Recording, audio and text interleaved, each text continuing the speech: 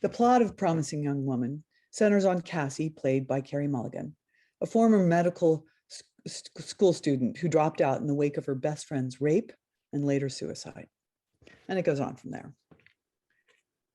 Rape is a difficult thing to talk about, to write about, to discuss, to admit to, even to consider how often it happens to people.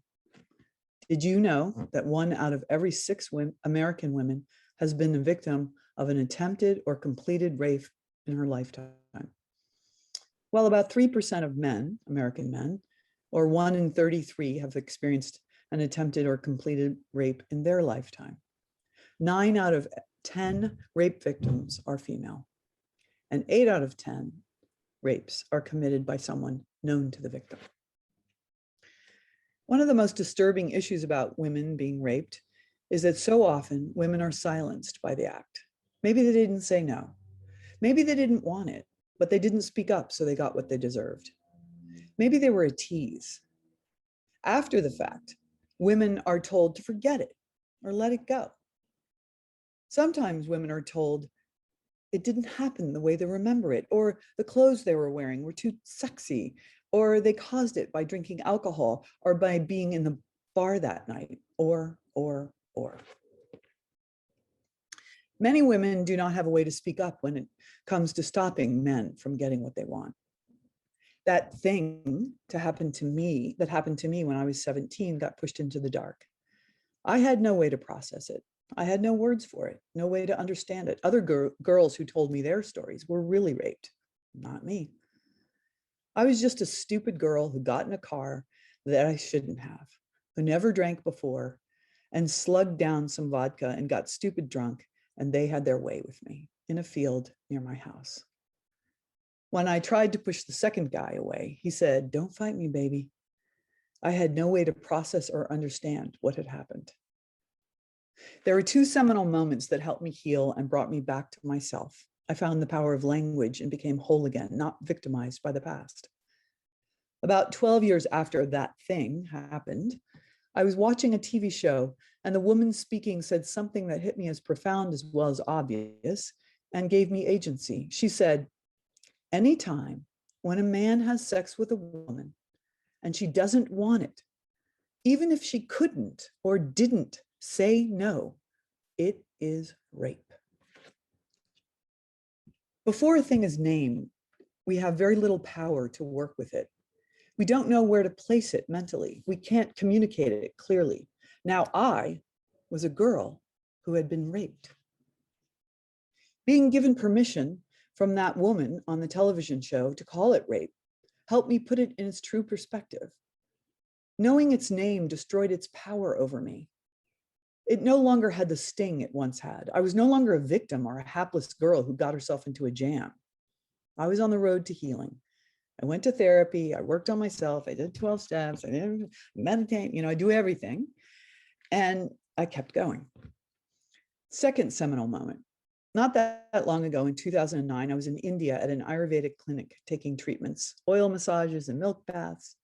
Dr. Raju, the kind, white-haired Ayurvedic doctor, took my pulse and began to talk to me about my body.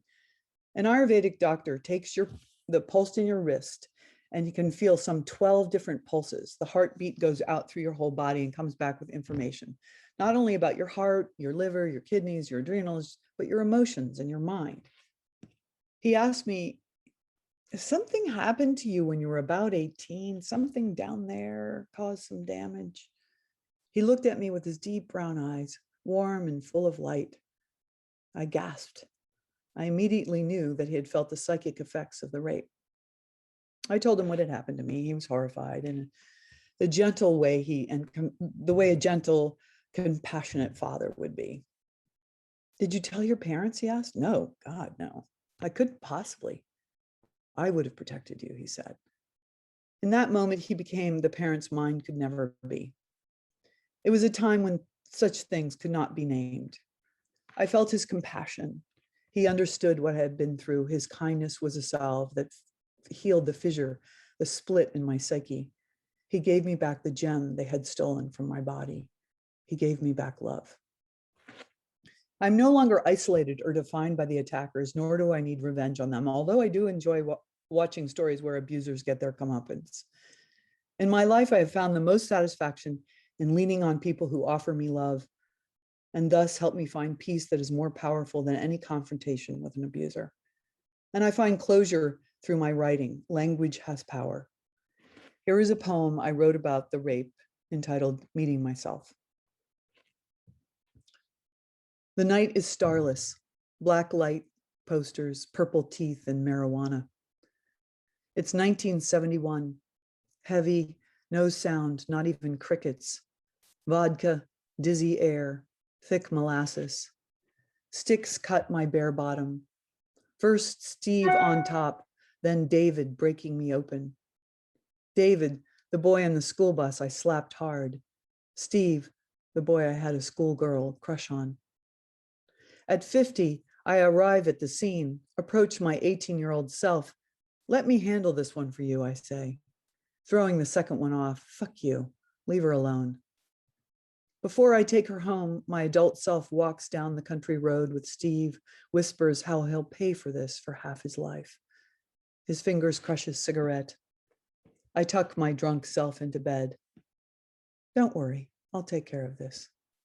She turns over like river stones. Good I came back to check on her, stupid girl. You'll grow up to love yourself, I say.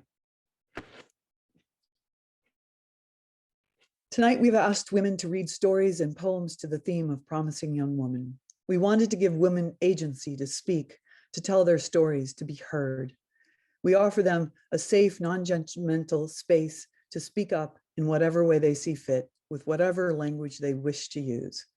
After all, we are all still struggling to have the right to say it is our choice what happens to our bodies.